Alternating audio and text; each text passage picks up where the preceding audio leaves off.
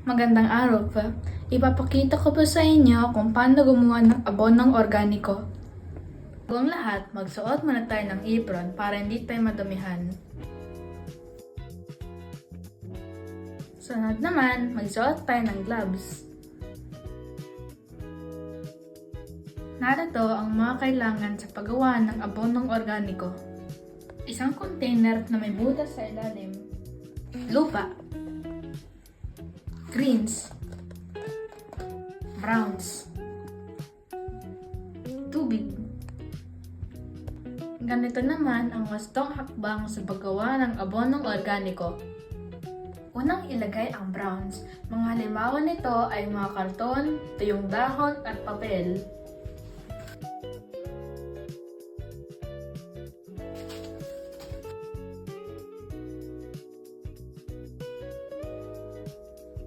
Pangalawa, ilagay ang greens tulad ng gulay o pinagbalatang prutas at balat ng itlog.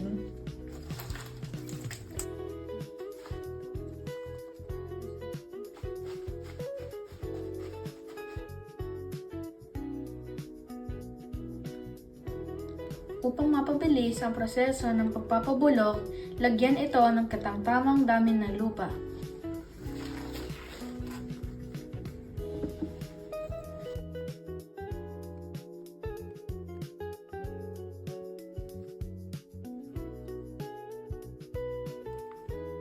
Lagyan muli natin ito ng browns.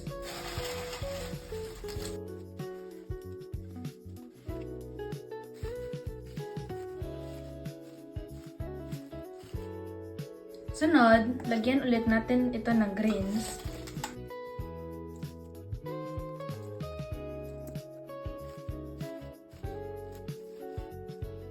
Upang maiwasan ang mabahong amoy, tiyaking mas marami ang browns kaysa sa greens.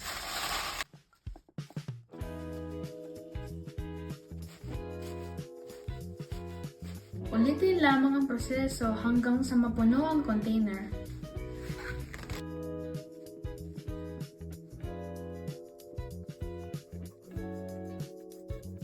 Mahalagang tiligan ito ng tubig.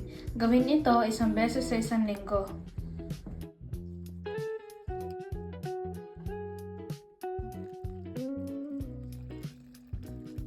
Takpan ng container para maiwasan ang pagpasok ng mga insekto.